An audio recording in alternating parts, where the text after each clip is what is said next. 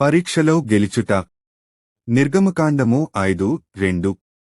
ఫరో నేను అతని మాట విని ఇశ్రాయేలీలను పోనిచ్చుటకు యెహోవా ఎవడు? నేను యెహోవాను ఎరుగను, ఇశ్రాయేలీలను పోనీయనెను. ఇశ్రాయేలీలు బానిసత్వంలో ఉన్నప్పుడు ప్రజలను వెళ్ళనివ్వమని ఫరోకు చెప్పమని దేవుడు మోషేకు చెప్పారు. మోషే విధేయతతో ఫరోకు సెలవియ్యగా ఫరో విలుపడదని చెప్పాడు. దేవుడు చెప్పినది జరగనప్పుడు నీవు ఏమి చేస్తావు? మోషే తాను అనుకున్న విధంగా జరగనందున నిరుత్సాహపడి వదులుకున్నాడా? లేదు. అదే పరీక్షా కాలం.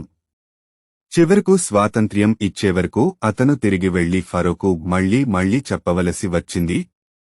ప్రార్థన చేసినప్పుడు నీవేమి చేయాలి? దేవుడు తప్పక చేస్తారని నీవు నమ్ముతావు, మళ్లీ సరైన పనినే చేస్తుంటావు.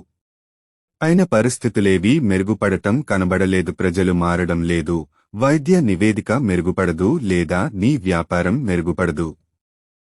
అయినా నీవు కదలింపబడక, దేవా మారని వాటివలన నేను చలించను, అధైర్యపడను, ఫిర్యాదు చేయడం ప్రారంభించను మరియు నా కలలను వదులుకోను. నేను సరైన పని చేస్తూనే ఉంటాను అని నీవు చెబుతావు.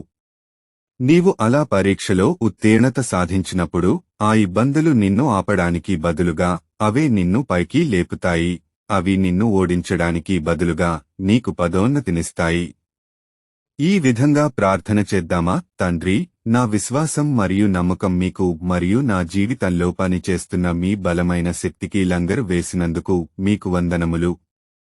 మీరు నా యుద్ధాలతో పోరాడుతున్నారని నాకు తెలుసు కాబట్టి నేను ఎదుర్కొనే పరీక్షలు మరియు ఇబ్బందులను చూసి నేను చలించాల్సిన అవసరం లేదని మీకు వందనములు. నా నిరీక్షణ మీపైనే ఉందని ప్రకటించుచు యేసు నామములో ప్రార్థించుచున్నాము తండ్రి. ఆమేన్. మీకు ఈ వీడియో నచ్చినట్లయితే లైక్ చేయండి, సబ్స్క్రైబ్ చేయండి, కామెంట్ చేయండి, షేర్ చేయండి.